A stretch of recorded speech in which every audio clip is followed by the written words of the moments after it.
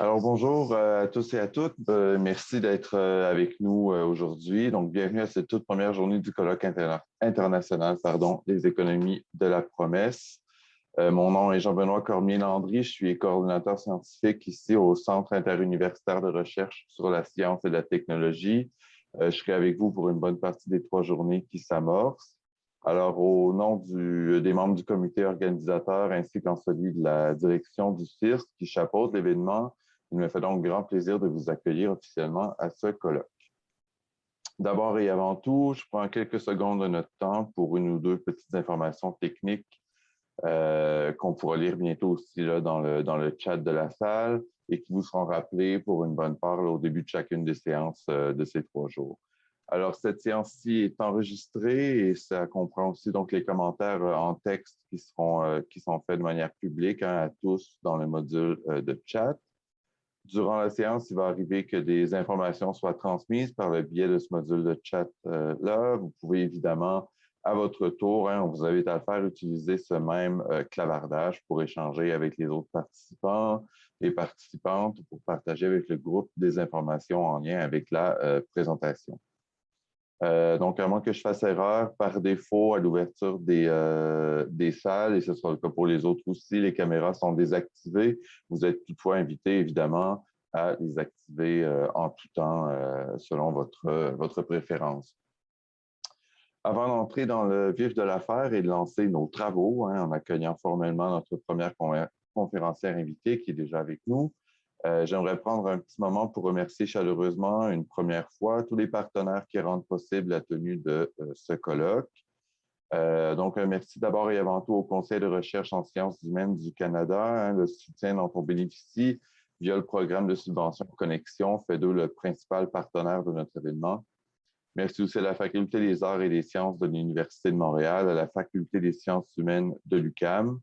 Merci aussi à plusieurs membres du CIRS qui nous joindront dans les prochains jours, qui soutiennent directement l'événement via leur chaire. Je pense ici, entre autres, à la chaire de recherche du Canada en épistémologie pratique du professeur François Claveau, à la chaire de recherche du Canada sur les transformations de la communication savante du professeur Vincent Larivière et à la chaire de recherche du Canada en philosophie des sciences de la vie du professeur Christophe Molater. Nos remerciements aussi vont à Humania, études et recherches humanistes et multidisciplinaires sur l'intelligence artificielle, ainsi qu'au projet Nouvelles frontières en recherche relais. Merci aussi aux presses de l'Université de Montréal avec qui l'équipe du colloque travaille étroitement en vue d'une publication prochaine d'une sélection de textes qui seront issus de ces journées. Ces remerciements, évidemment, je ne les fais pas ici en mon seul nom propre, mais en celui du comité organisateur dont j'insiste pour présenter rapidement les membres. À Florence Lucier-Lejeune et à Guillaume Dandurand qui sont ici et qui tous deux présideront à leur tour certaines séances du colloque. S'ajoute le professeur Marie-Jean Meurs ainsi que Martine Poisier qui est coordonnatrice administrative du CIRS. On ne saurait en outre passer sous silence le rôle très important qu'a joué Daniel Letendre dans l'organisation de ce colloque, qui a été jusqu'en juin dernier le coordonnateur scientifique du centre. Aussi, si Daniel est avec nous en ce moment, qu'il soit au nom de l'équipe, chaleureusement remercié pour la quantité considérable de travail qu'il a jusqu'à encore tout récemment investi dans le projet. Finalement, un merci tout spécial à ma collègue Hélène Carlettini, qui est juste ici à ma droite et qu'on n'entend pas pour l'instant, qui est responsable des communications et des événements au CIRS. Sans l'expertise et les efforts de qui, voilà, on la voit là, elle vient de se montrer le visage. Sans l'expertise et les efforts de qui, l'organisation, notamment du point de vue technique de ces 3 journées, aurait été grandement complexifiée et, croyez-moi, beaucoup moins efficace. Alors, vous vous en doutez peut-être, la joie qui est la nôtre au CIRS de vous voir ici présente et présent est d'autant plus grande que le colloque qui débute, on en glissait un mot tout à l'heure, c'est à peu près la norme ces temps-ci. Ce colloque est passé par plusieurs rebondissements avant sa tenue. Excitation, réévaluation, déception, espoir, réinvention, détour, adaptation, innovation. Ce sont tous là des termes, évidemment, qui pourraient décrire l'une ou l'autre des étapes de la préparation de l'événement qui s'avance. Et plusieurs de ces mots ou ces expressions ne sont pas non plus étrangers au contenu ou aux thématiques que touchent le travail et les réflexions des chercheurs et des invités des 3 prochains jours. en les invitant à se pencher sur la question des économies de la promesse. C'est un tel ensemble de notions que le comité organisateur voulait proposer aux intervenantes et aux intervenants réunis dans notre programme de se coltiner à ces notions, bien sûr, mais aussi et peut-être surtout à quelques-unes de leurs manifestations concrètes dans une histoire plus ou moins récente et dans divers champs de l'industrie, de la recherche ou du monde du travail.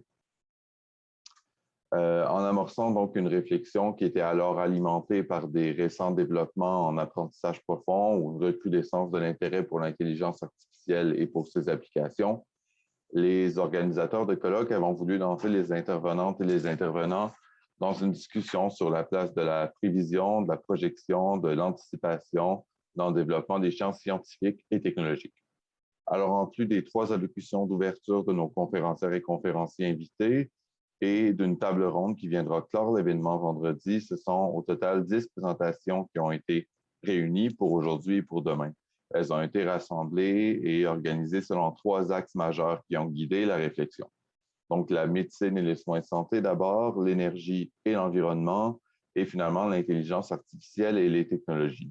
À ce programme déjà ambitieux, je vous l'annonce d'emblée, le 6 octobre et le 3 novembre prochain vont se tenir 2 autres sessions de présentation dans le prolongement du présent événement, d'aujourd'hui jusqu'à vendredi.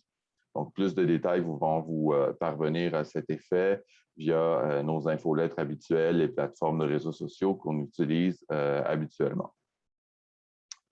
Alors, pour l'instant, je m'en voudrais de retarder plus longtemps le début des travaux et j'aimerais donc vous présenter notre première conférencière invitée.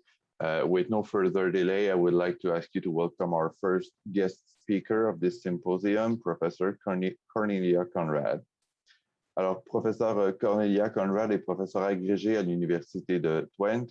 Elle étudie le rôle de l'anticipation dans l'innovation depuis un intérêt pour le rôle des attentes et des futurs sociotechniques dans la recherche, l'innovation et sa gouvernance, jusqu'à des approches plus interventionnistes telles que la prospective, les scénarios sociotechniques, l'évaluation des technologies émergentes. D'autres domaines de ces recherches sont les changements et les transitions sociotechniques, les écosystèmes d'innovation et le rôle de l'usage et des utilisateurs dans l'innovation. Elle a développé différents outils pour faciliter la recherche et l'innovation responsable en recherche et développement, et elle a étudié les conditions de cette recherche responsable dans différents modes d'innovation. Professor Cornelia Conrad is Associate Professor of Anticipation and Assessment of Emerging Technologies. She studies the role of anticipation in innovation, reaching from an analytical interest in the role of expectations and socio-technical futures in research, innovation, and its governance, to intervention approaches such as foresight, socio-technical scenarios, and constructive technology assessment. Further fields of research are socio-technical change, socio-technical transitions, innovation ecosystems, and the role of use and users in innovation. She has developed tools for facilitating responsible research and innovation, RRI, in technology research and development, and she studied conditions for such responsible research in different modes of innovation. Lors de la présentation, Mme Conrad, vous êtes invité à rédiger, c'est écrit dans le chat, à rédiger vos questions et à les envoyer via le module de clavardage à la personne présidente de séance pour une courte période de questions-réponses qui va suivre la conférence en question. Si votre question n'est pas sélectionnée, alors nous vous encourageons à la réserver pour des salons de pause ou pour la discussion de fin de journée qui suivra. Ceci s'applique évidemment aussi aux questions ou aux interventions de nature vraiment plus générale que d'évidentes contraintes de temps ne nous permettent pas d'accueillir ici. During the next presentation, we invite you to write down your questions in the chat for the short Q&A session that will follow. In order to help us respect the time allotted for this session, we ask you that you save more general questions or interventions for breaks or end-of-day discussions.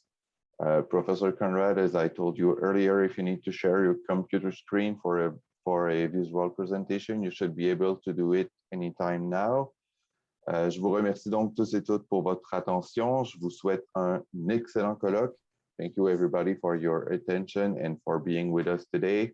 It's with a great pleasure that I now give the floor to Professor Cornelia Conrad for her lecture entitled Collective Expectations, a Key Element in the Governance of Innovation. Mr. Conrad. Well, thanks a lot. Just quickly about sharing my screen. It just tells I cannot share it while the other participant is sharing. So I guess you have to put down your slide. Stop mine. I will just take a look at the security just to be sure that you're able to do it. Oh, I think now it should work. Just a moment. I think it works. Do you see my screen? I do. Okay, fine. So yeah, first of all, thanks a lot for the friendly introduction. And first of all, very much also thanks a lot for the invitation to speak at this interesting symposium. It took a while till we finally can meet. I think I understood you also mentioned before. And unfortunately not in person. Of course, I would be prefer to be with you in Montreal. But I guess we all have gotten a bit used to that kind of settings. When I received the invitation, I was immediately intrigued by the theme, as the idea of regimes of promising, of economic promises, as it has been called, has been something that myself and also close collaborators have been relating to before. As I will explain in more detail in my talk, it's a concept that I find very inspiring, while I also see some possible limitations depending on also how it's being used. Maybe as a bit of a background, so in my own work, I have in the beginning started out with, let's say, simply trying to trace the various performative effects of expectations in innovation processes. Maybe it's also a little bit how the field has developed. When I moved to looking closer into how promissory discourses and the role and effects of promises may vary for different types of innovation actors, for instance, as well as into, let's say, differences and change in the strategies of how innovation actors may contribute to expectation building or try to manage expectations. Now, the perspective and strategies of actors is, of course, only one level one can consider. If you move, for instance, to the level of technology fields, the interest in differences also, or in different ways, different roles of expectation and dynamics turns, I would say, basically in the broader perspective of what may be also different ways how promises can feature in the governance of innovation, be it governance of particular fields or also of technology and innovation policy more broadly, or also what may be then different practices that contribute to the formation of technology promises or collective expectations. So concerns could, of course, play a role here as well. And with this, I think we are already getting quite close to what I see, at least, well, one specific value of a concept of an economy of promises, that is not taking particular forms of promise making as a given, but as a, let's say, specific form of governance that, of course, may also be different. So what I want to do in this talk is to, first of all, continue a little bit further with a discussion of what I consider, let's say, my thoughts on regimes of promising, in how far I see this as a useful conceptual lens for, let's say, capturing the role of expectations in the governance of innovation, but also, let's say, how then moving on, how I approached this, starting more from a concept of governance of and by expectations, but which I think is not very far away from, and by looking also closely into what one can call anticipatory practices. And after some bit more conceptual outline, I want to draw on some examples from my work. So first of all, looking into a study which a PhD of mine, I did with a PhD of mine, looking into how different anticipatory practices contributed to shaping what one can call a hype around graphene, but in particular also showing how this did not only contribute to some abstract promises, but played a role also in the, let's say, emergence of a field and the governance of or within this field.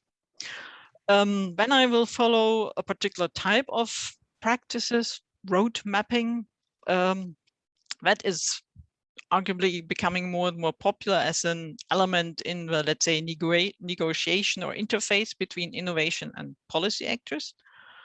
And as part of it, if time allows, also make a bit of an excursion in a study which is, I think, interesting to also, let's say, around the discussion of what's actually the role of policy proper in, let's say, hype dynamics. So should one think of policy mainly as amplifying hype dynamics, as it has also been often claimed, or might it also have a role in more stabilizing, let's say, counteracting hype dynamics?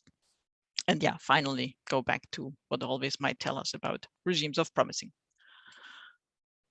So, I mean, you could say the general relevance of expectations on new technologies, often promises, also concerns for the governance of innovation has, of course, been widely acknowledged for quite some time. And in a way, let's say at first sight, that might also appear almost obvious, considering that one could say innovation is mostly future-oriented.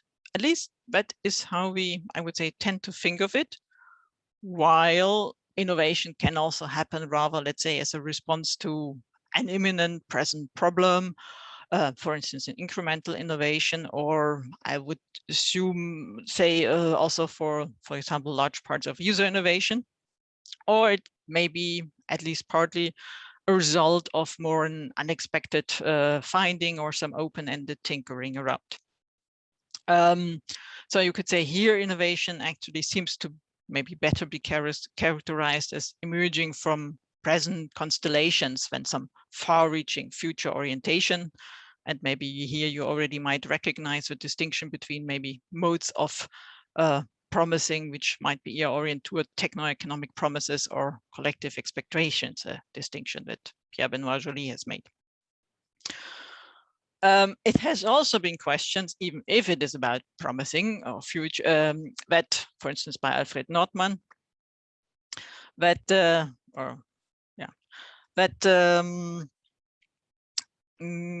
but one can also question to what extent expectations on the future formulated as such are really reflecting the future in the true sense, or whether maybe a lot of supposed future thinking is actually so firmly rooted in present structures, concerns, priorities, the world as we know it, that it's actually questionable whether such expectations and visions should be considered truly future-oriented or rather an extrapolation of a present.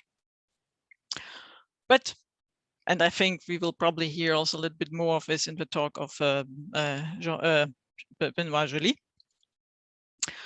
But what remains in any case is that the innovation is largely governed in any case in the name of the future. No matter whether we look at more science and innovation policy, governance of research, universities, innovation management in companies, and so forth. That means but here we are actually coming close to what Joly and colleagues have referred to, and I think also problematized as a sort of dominant regime of techno-scientific promising. Now, with these perspectives, I think come a number of quite interesting questions. So, for example, well, then what does such a regime actually entail? How does it work? What may be alternative regimes, either existing or maybe just possible, imaginable, or how one should evaluate a certain regime who might benefit from it, and also how such regimes might change or be changed. In any case, by referring to a notion of regime, it's implied that, that's how I understand it, that the interest is in studying a more general structural pattern rather than just, let's say, some single case or a special phenomenon. I think speaking about the regimes also makes you wonder what kind of regime concepts to land on and what data. So one could, for example, also link up with in our field, quite common notion of socio-technical regime, that also raises immediately some questions or a perspective that might look, for example, how promises are produced and by whom, with which means. So, for instance, think only about the rather complex prerequisites, technical skills, which are needed, for example, for the many forms of computer-based modeling as a rather common form of future anticipatory practice. How are these promises distributed and used, by whom, maintained, and of course also how they might be regulated and governed. So I think that raises quite some useful question, and you maybe already hear this interest in also in practices here. A rather common thinking that also comes along with, let's say, regime thinking is indeed to think in, let's say, alternative regimes that might either coexist or follow each other in a more sequential manner. At the same time, we see, and that's also in the discussion of more general socio-technical regimes, that attention has also more and more given to how regimes may change without necessarily always substituting this by a completely new one. So for me, the general thrust of the idea to consider different regimes of innovation and the different roles that promises might play here, or future orientation more generally, appears to be very useful and relevant. I'm, however, let's say, a little bit more doubtful how useful or maybe just appropriate in terms of what we see in the empirical world is to think and speak largely in terms of alternative regimes, as, for example, indicated in this idea of regimes of techno-economic promises versus a regime of collective experimentation. And I mean that this is probably some form of idealization, that there might be hybrid forms or that there might be more alternatives is something which has also been discussed in the writings here. Still, my feeling is from my reading here that that might also be maybe still a bit of unsettled issue. For example, looking into a recent publication, an editorial on regimes of promising, it's continuously being shifted between speaking of a regime of promising or regimes of promising in the plural. So that leaves me a bit wondering, should we then think about, let's say, yeah, indeed, like two distinct regimes, and anything should fall either in some variance in one or the other? Should we, well, might be more than two, or should we rather think about something which is more along a continuum between two poles, or maybe more as a sort of canvas where it's not just two poles, but broader varieties of regimes possible, along which dimensions would then be another discussion here. So in that sense, yeah, but in my work, I've so far preferred, as I'm not so sure if we can put everything in such 2, 3 or how many regimes, to maybe start rather with a sort of bottom-up look. That starts with looking at the, let's say, specific anticipatory practices that contribute to the formation of promises, visions, imaginaries, and at the same time, what's actually the role of these in governance of innovation.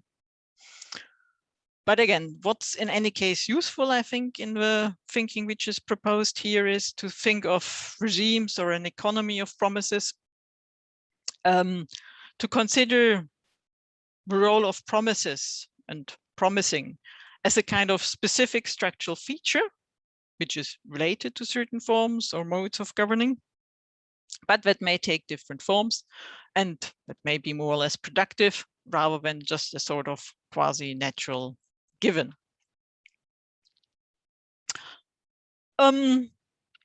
So not being that inclined to think in terms of big alternatives or distinct regimes,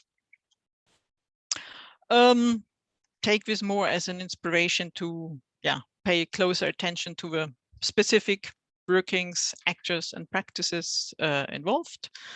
So conceptually, I have been suggesting and working with a concept called governance of and by expectations. And as I said, related to this, a perspective that looks also in this involved practices. And with this come also a number of research perspectives. So to look into, what are the specific practices, what kind of combinations do we might see here? Again, one might speak, for example, of assemblage of practices, leaving it a little bit open how they are, what kind of constellations we might find. Looking on the one hand into the governance by, let's say, innovation actors themselves, also how they organize themselves, but also the relation of policy, change over time. And to consider on the one hand, let's say, explicit anticipatory practice, how you think of anything which is geared towards some form of exploration of the future, be it forecast, foresight, technology assessment, what have you, or also the more implicit practices, which can be, for instance, also forms of review papers, standardization, and so forth, that are not per se meant as being primarily future oriented, but nevertheless leave a mark also. That may seem all a bit abstract. Maybe just still, so explaining a little bit more what this concept of governance of and by expectation means. Referring, let's say, to a relatively broad understanding of governance as different modes or institutional rules of coordination, which can take different forms, more or less organized by more or less formal or informal rules. Then if one speaks about governance of expectations, one would think of various modes how expectations are, let's say, produced and coordinated based on particular actor constellation, institutional settings. By expectation then refers to what has been also a lot described in bias as performative effects of expectation. So the different modes, how expectations and the underlying practices contribute to coordination of, for instance, innovation processes here.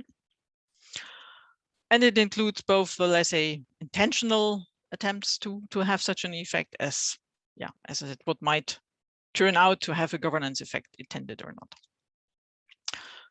Thinking about what also could be different modes of governance of expectations. So here you might think of forms where it's more about a relatively open voicing of expectations in public discourses, where many can make contributions, or even of more like commercial expectation markets, as you think about the selling of all kinds of consultancy reports. Networks would be more about, let's say, the negotiation of expectations within, for instance, innovation networks or within a particular foresight process. And of course, one would always be interested also to see which actors maybe have a more dominant role or position in expectation formation. Different modes of governance by expectations then could be looking more in the soft modes of coordination, which we have in early phases when still it's relatively open. And again, as I said, many might make their contributions, but which typically become more institutionalized and binding, for example, ones when more accepted collective expectations form, or if such expectations become taken up, for instance, in funding schemes via roadmaps, so become something which one has to actually refer to, for example, if you want to get funding from a scheme, which requires to link up with such a roadmap, for instance. These elements, I would say, are closely related. So there's also a certain reflexive relation, which helps a little bit to understand how such both forms of promise making as well as innovation fields themselves might change over time. So for what I try to show in this picture is that you see these different types of, where expectations are being formed, either in formal foresight processes or in the more open discourses in all kinds of fields. Consultants might play a role here with their own practices. And of course, also innovation actors might, or typically, at least some of them will contribute to this as well. And as has also been largely discussed, I mean, these things do have an impact also on strategies of innovation actors, but also who's actually interested in the field, moves into the field, but maybe also leaves it. Is it mainly a research field? Is industry moving into, our financial actors interested or lose interest? So that also changes, so to speak, the constellation in such a field. And then again, makes also changes the contributions to the firmer development of expectations. To look into a more concrete case here, as I mentioned, looking how this hype around graphene has emerged and which types of anticipatory practices played a role here. So as I said, that's work which has been largely also conducted by a PhD with a PhD of mine, Carla Pallavicino. So what we did in this study is to look into the, let's say, what are the different anticipatory practices which in one way or other have contributed to the shaping of expectations on graphene, be it more from a field of science, policy, or market. Maybe first of all, what's graphene? Graphene is, let's say, a very special type of material, which basically consists of one layer of carbon atoms. So that's why also this and similar things are called two-dimensional materials. And as you can imagine, that is such a scientifically interesting thing that such a thing can exist at all.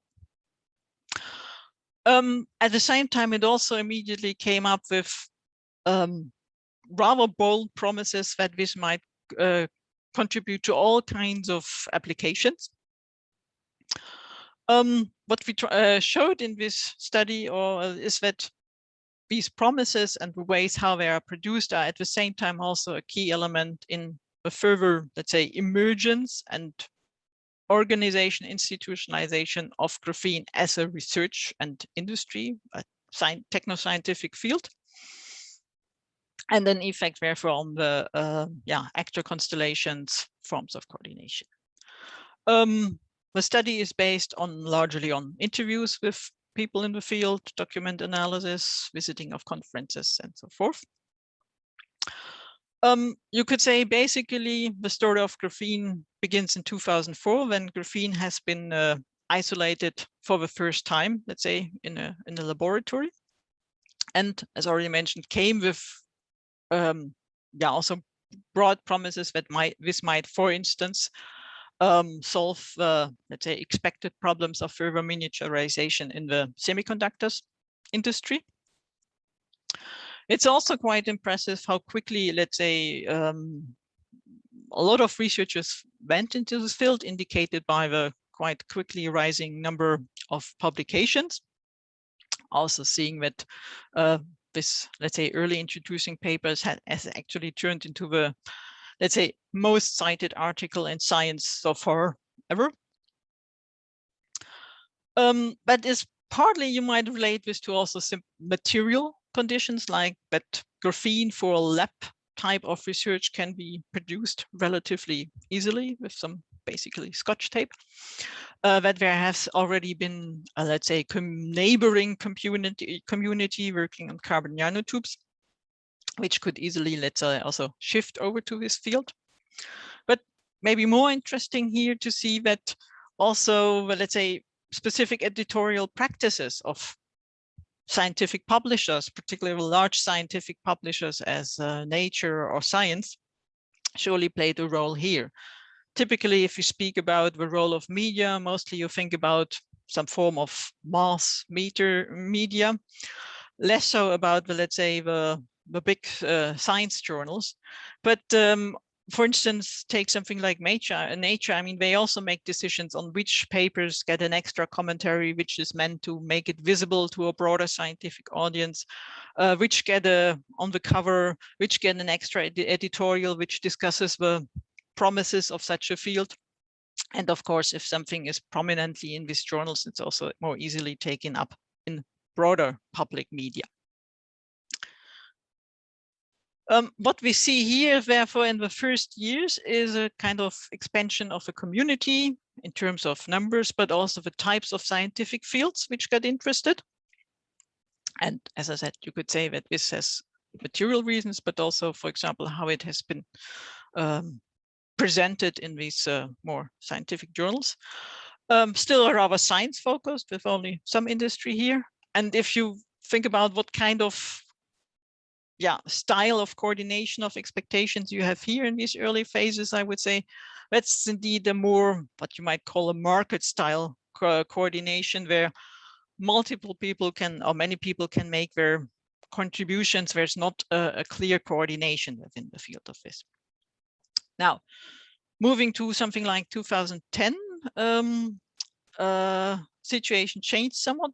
On the one hand, at the time, the European Union has opened a new type of funding scheme, a very large one, so-called flagships, which allow to ask for programs of the size of volume of 1 billion euros, about, I think, 10 years, with a rather multiple step application process.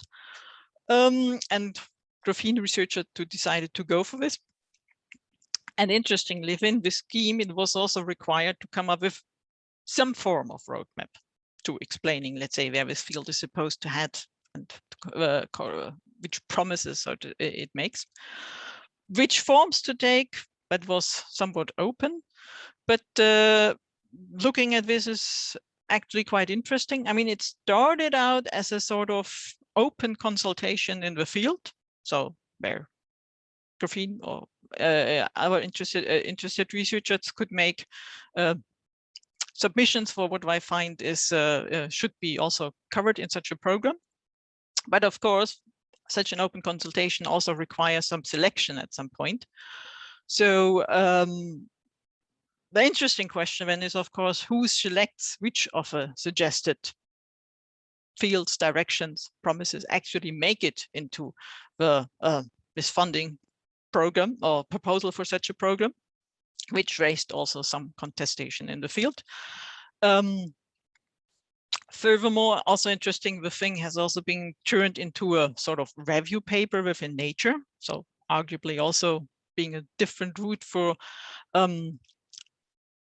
giving a broader audience to this kind of promises and a certain form of authority.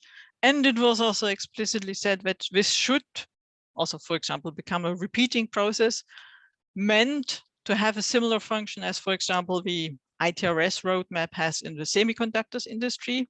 But maybe some of you are familiar, is one of the most known examples of their road mapping process has really a strict organizing role within an industry. How you want to transfer this to an emerging research theme is another question, but it shows that it was actually also meant as a kind of not just a promissory element within a large funding proposal, but as something which was meant also to organize in some way the community. Around the same time, also a Nobel Prize was granted, which arguably can say has served as a sort of catalyst for further interest from policy more broadly, resulting in the, for example, in the UK, the establishment of a National Graphene Institute, or some of the spokespersons were invited to European Parliament, World Economic Forum, so getting a much broader audience and media reception. So here you see also an institutionalization of the field going on, related indeed, at least partly, as to such anticipatory practices which served multiple roles. And actually the funding, the program was, the flagship program was allocated, and in that sense also becoming active, surely played a major role in, let's say, organizing, coordinating, let's say, at least the European research community. So what we see in this phase is, on the one hand, let's say, an intentional attempt at governing often by expectations, with this roadmap process being one of them, and the move to what I would say a bit more network mode of coordination, where you see more and more also differentiation of influence of who, let's say, has the broader influence on the one hand shaping expectations, but also within let's say, the self-governance of the field. But of course, it's also visible, a further institutionalization and structuration of a field, with more and more also interest from policy and industry. Speaking of industry, from then you also see an increasing interest from industry with spin-offs or larger companies moving in, and not too surprisingly, also seeing more and more consultancies moving in, which have an interesting double role. On the one hand, often criticizing hype, but then also by supporting certain expectations or promises, corroborating those. And I mean, again, for them, it's also a question of a market, a business. Further associations are being formed, standardization is going on. Also here, one can probably argue that the way how standardization is done also has a contribution to defining graphene in certain ways at certain types that tackle also ongoing or concerns which has been expected. So moving also more and more into a sort of mixed mode of expectation coordination here. So if you look at this from the perspective of what this tells about hypes, on the one hand, the more general discussion, and graphene has been considered by many as a hype, but what you also see that this is not, as it's often indicated in the common notion of a hype cycle, something which, well, the hype cycle is not everywhere for everybody at each time, but that it's maybe better described as a sort of hype wave, which moves to these different arenas, also according to their own, let's say, dynamics, following their own practices and processes, which means that such a hype is then also experienced by different actors at different times, implies also partly then different varying expectations, while of course the interaction between arenas plays an important role for the overall dynamic. So some conclusions here is to say that on the one hand, I think one sees that not only expectations in general, but these specific anticipatory practices do play a role as a sort of intrinsic element in the governance of such a technoscientific field. But the specific performative effects also result partly from the sets of anticipatory practices, just from the very general promise, and that this also helps to understand how both the expectations, but also the hype as an overarching phenomenon, as well as the specific governance patterns, so the constellations of actors in the field, how they organize and coordinate themselves, how this evolves over time as an interaction between governance and these anticipatory practices. As an element of, let's say, the internal governance of a field, but very much also shaped by the framework conditions of, for instance, funding instruments. And with this, we are, of course, also back again to the role of policy and policy support by setting or certain framework conditions has to play here. And that also means that questions about what are ways to manage expectations and promises is visibly also an issue of institutional arrangements. With regard to the question of economy of promises, I would see this type of analysis also as a way to try to understand, let's say, the specific workings of such a regime or economy of promises, and the role of the interplay of different anticipatory practices here. Now, as I said, I would also look to follow up a little bit more into the specific practice of road mapping, which already I highlighted as an interesting one in the case of graphene. And that I also think I see sort of proliferating in many places, particularly as not so much as an organizational activity as it started, but more as something at the nexus between science and policy. Well, the first one I've already mentioned. I don't have to go much into it. Something which has multiple roles. Another example which stems more from research on hydrogen and fuel cell expectations and types. Here more with a local focus on Germany. So here we have also a situation that if you follow the development of, well, particularly also policy interest support for hydrogen and fuel cell research over really a couple of decades, you can see that already around the 2000s,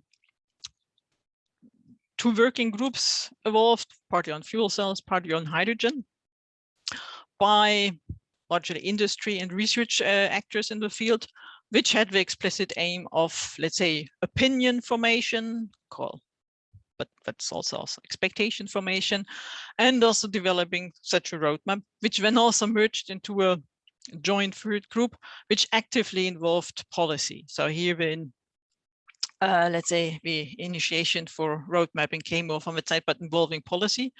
And that actually turned into, so this roadmap was formed, became actually the starting, of the crystallizing point, the yardstick for a long-term support program agreed with the German government in 2004, actually when Chancellor Merkel took office.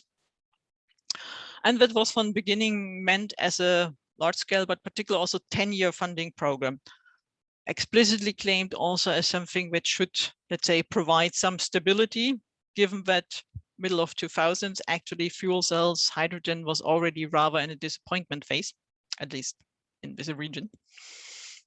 And this roadmap became, or this national development plan, as sort of a reference point where all the requests for funding would have to somehow relate to. Interestingly, in the meantime, this has already been prolonged for another 10 years. So it's actually going to outlive Chancellor Merkel. And what we've also done, we have looked to more specifically how these expectations by policy, German policy, evolved. By looking into partly parliamentary discussions, policy documents, including this type of roadmaps. And also seeing how, let's say, the more specific expectations on fuel cell hydrogen, how these were related also to more general expectations on what's referring more to the level of energy or mobility systems or broader policy, more context developments, like, and what you see here, that also just expectations voiced about the technologies themselves didn't really catch on in policy. Only when these were linked more broadly to expectations like hydrogen economy at some time, or decentralization of energy supply, and furthermore to more general, also policy priorities like climate change, energy supply, policy really got interested to it. But also when interested in the phase, as I said, when, let's say, more from a niche or a technology perspective, it was actually in this more in the disappointment phase. So from a policy side, you also see where they also have their own dynamics here. I don't go into all these details. What is really interesting is also to see, because our interest was also to see, particularly given that this is a long-term program, how did those who set up the program also, was there some reflection of possible changes in expectations? Because once you have gone through a hype and disappointment cycle, you might wonder of further steps, or if it's, and what you see here is that partly some flexibility was envisaged, but one has to adapt this. But you also see some kind of adjustments which seem to be happen more, given that larger shifts in expectations, for example, from fuel cell to more electric mobility, but that in this case, or in the German case, did not mean to give up funding for fuel cells and hydrogen, as has happened in many other countries, like, for example, the Netherlands or the US, who only now that fuel cells and hydrogen are interesting again, are setting up new programs. But in principle, support continued. Whereas, for example, battery electric vehicle support was then organized also under the roof of this same program. And also, let's say, the overarching vision was very much formulated as more as a kind of these being two pillars of a more general form of electric mobility.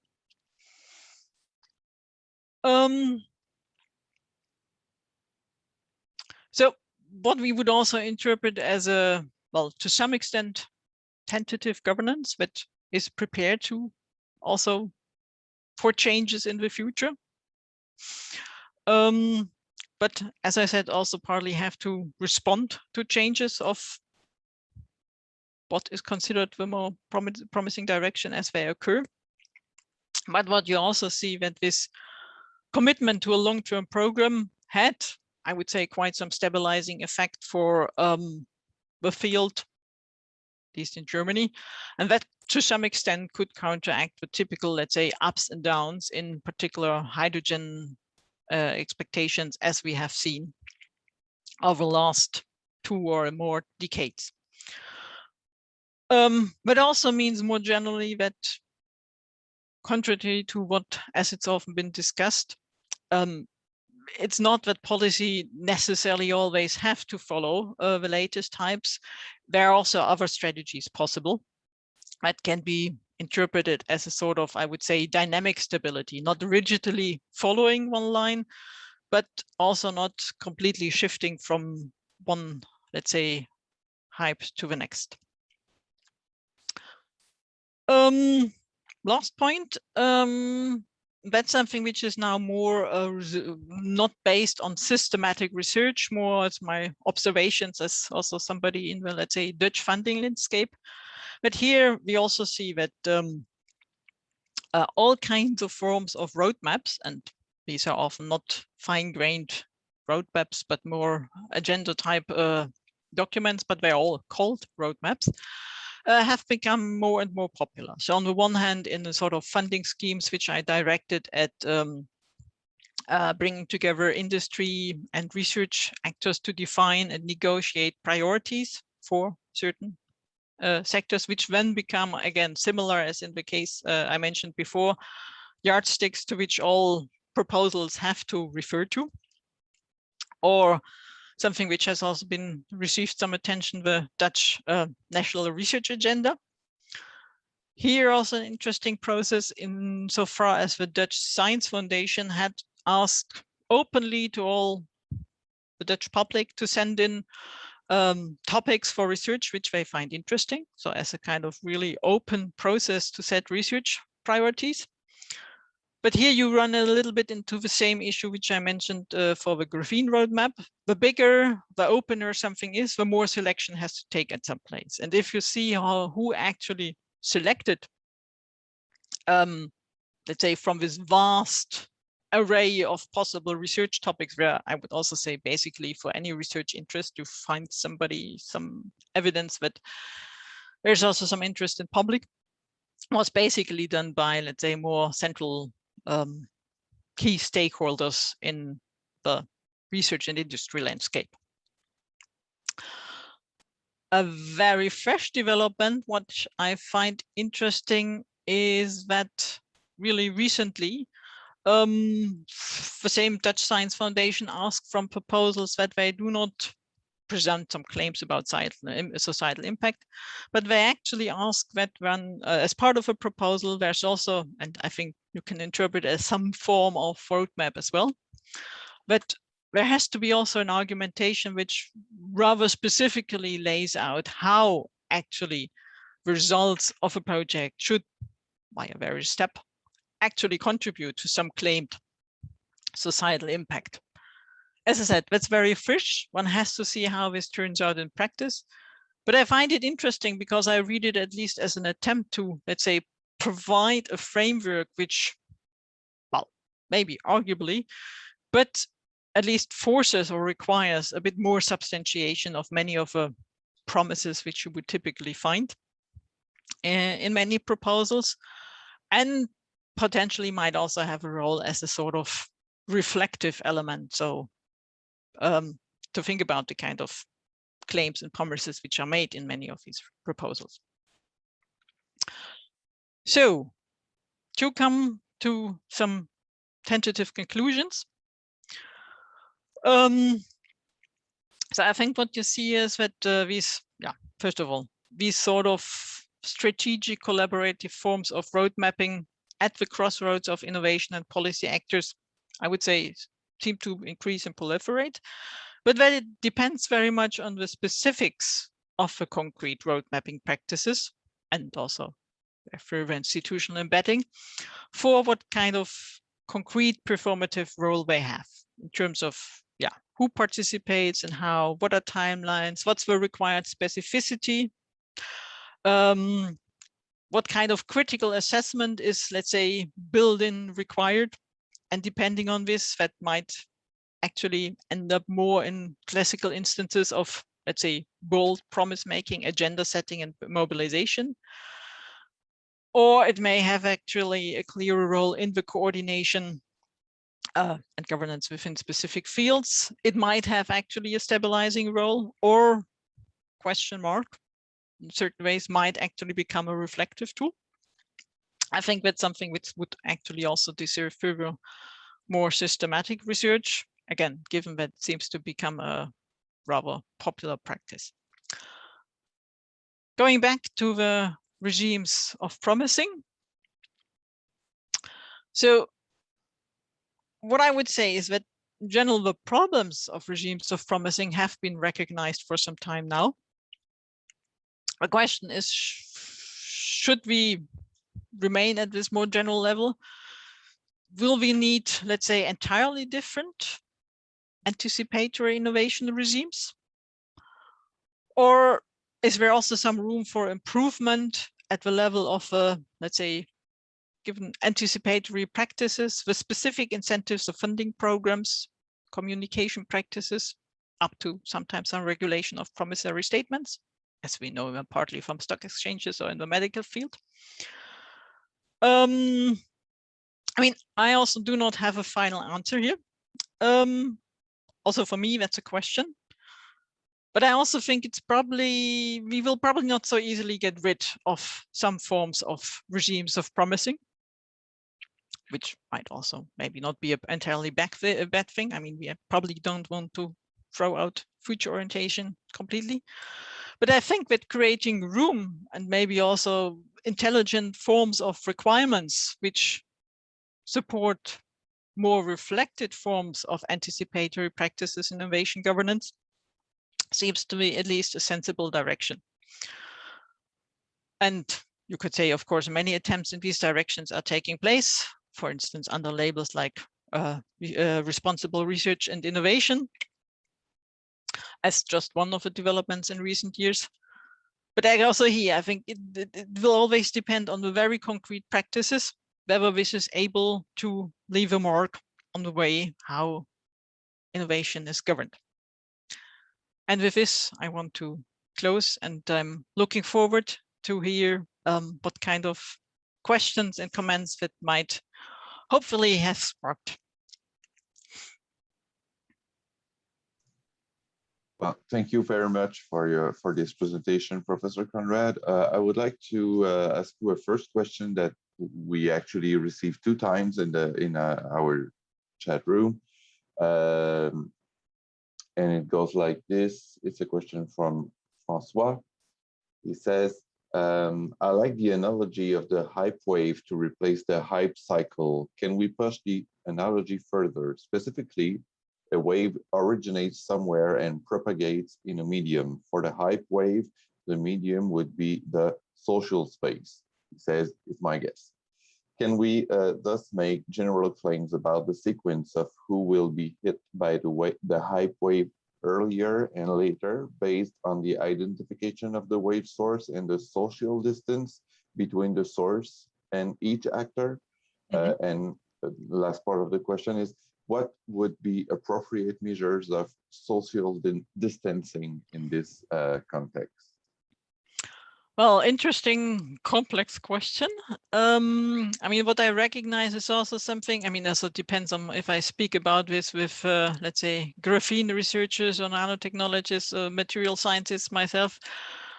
I tend to also use a little bit this analogy of a wave moving to different types of media. And I mean, just as a let's say an acoustic wave moves in different ways, either through water or some other materials. I think also each of these arenas has their own, as I said, dynamic. So typically what we've seen also looking at fuel cells, I mean, for example, the financial arena, I mean, they respond so quickly in and out, and policy often is not just for maybe different expectations, but for whole processes, much slower. So I think here I see this. The questions, if one, I mean, that there's probably some source where it originates. As I said, I mean, for the case which I presented, I would say one probably can present it like that. If this holds for all cases, or if one finds also others where it's at least much more distributed, and maybe you find different sources at the same time, well, here I think one should have to be closer. This idea that one can expect, so like, what was the idea that who will be hit by the hype wave earlier? Social distance. Yeah, interesting question. I mean, probably it's at least, I mean, it's in this case, it was more, I think, a bit of a classical sequence: science, policy gets interested, market. Well, it's maybe a bit oversimplified. But there are, of course, also other cases which, for instance, do not originate in science, but there. Wait a minute. But where it's maybe something more originating from, well, first of all, could be something from industry, or I had some examples for it, but just don't come to my mind at the moment. So I think maybe it's a way to think about the specific anticipatory practices which create linkages. So as in this case, as with this road mapping process. So as I said, I don't have a final answer to this. I find this interesting, but maybe it's actually more following with certain practices which might connect different actors, different arenas, and that might possibly, yeah, follow different routes from case to case. But I guess there are probably also some as these recurring practices which are the typical connection points. I mean, not every field has Nobel Prize to offer as a catalyst. Yeah. Thank you very much. I would like maybe to, we still have like a couple of minutes before the next presentation. I would like to ask people if they want to, maybe we can allow them to raise their hands via the Zoom window. Maybe they are more at ease with asking questions by voice instead of in the chat. Are you okay with that, Professor Konrad? Of course. Would you be okay? So maybe I will begin myself. I have a very naive question, if we can say so, because I'm not at all an expert in the field or anything. But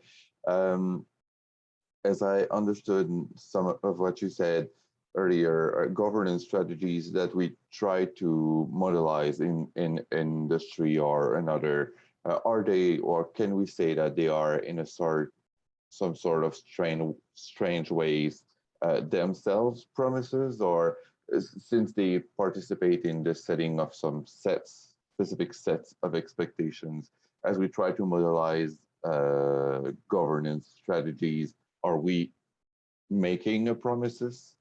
Would you say that, or maybe I'm just really naive? No, I'm just trying, if I get the question right. So I mean, what I'm trying to say is that while I also stressed, I mean, there are these explicit anticipatory practices as a road mapping, well, you easily recognize them because, well, it's stated this is about something. But what you also see is what I call more implicit practices. That are, well, I mentioned examples as writing a review. I mean, you could say it's mainly a process in the scientific field. But I mean, as more and more people will refer to this review, that is, and typically reviews have some remarks about promises, that is something which contributes to the let's say definition of what are acknowledged promises in the field. Or if you take something like standardization, what I mentioned, that is also, you can see more like some form of, not so much a top-down policy instrument, but again, it's not in the pure sense meant as something for future orientation, but it defines what's possible in the future and what is supposed to be needs standardization, and in this case, how you standardize things, that on the one hand draws on the current promises and ideas and also contributes again to it. And also, I mean, if you have, I mean, if policy starts regulating things, if you see there is policies, governments are taking action, I mean, the mere thing that there's attention to the field will also be recognized by others. So that's also an effect that's also often said. I mean, it's also the material side of promises. If it's, no matter if it's company doing innovation projects, or once you see more and more activity going on, that already contributes to attention and to some extent to the promise of a particular field. So in that sense, I think you're right. Okay, thank you. I think we have another question here.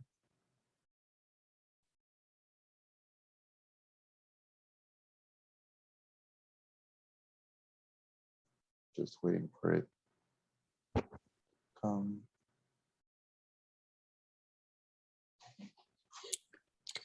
Is it me? Oh. Yeah, it's okay, sorry. Hi, thank you. Do you hear me? Yes. Yeah, you do? Okay, thank you. Thanks for the talk, Dr. Conrad. A simpler question than my first question by by the chat room. So you said something at the end that these kind of claims always trigger my reactions in me. So you said that the practice of road mapping, I think you said like between innovation and policy actors were more frequent recently. And I always kind of worry with these claims that, you know, like the same practices were abundant before, but just under different names, like planning, basically, or, you know, other types of words that they were putting on these practices. And I just basically wonder what would be the evidence that, you know, the actual practice and not just kind of the name we put on it is more frequent now. That's a good point. As I also said, this is, I mean, particularly with overarching remarks of what I said about the Dutch, it's not part of systematic research. So I could not, and the other two examples where you could say, okay, nice, we had did 2 studies. What does it tell us more broadly? That's completely right. So I would say this is more an, as I said, what I see happening around it, that might, this is not really on clear substantiated evidence. So the point that it might be something where you say, but is it only the name changing? I think that's not completely wrong, because I said a number of things where I see the term roadmap, or Dutch is routekaart, that's how they are being named. And then, I mean, as I said, some of them seem more like the common document which defines some promises, priorities. So that's why I'm also saying here a practice approach helps, because then you can look, let's say, also behind, if you like, or under the pure name and say, okay, but what is then the actual practice in doing this so-called roadmap? And then you see indeed lots of variety. But on the other hand, it says somebody that everybody, not everybody, sorry, but this is named so often. And I mean, still a joint element of a practice, again, speaking maybe more for the Netherlands, is that you, that certain types of actors are asked in certain types of setting to at least write certain types of documents. And as I said, something as the last point which I mentioned that intrigued me as a new element in the funding programs. Again, that's of course a very different type of practice, but yeah, one which I think yeah, struck me because it seems to go a little bit in a different direction than just fostering further promises. But as I said, that in the end, I think it's something which would really require more systematic research to make here, well, better founded claims about what's happening, not only in a number of interesting cases.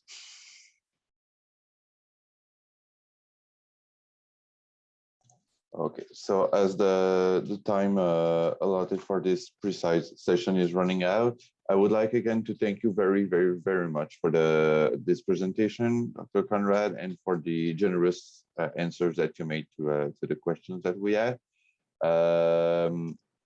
We will have to, we'll invite you to join the other room. I think we won't need to use the break room for this this session because we took a little bit more time that we had to, but it was really interesting.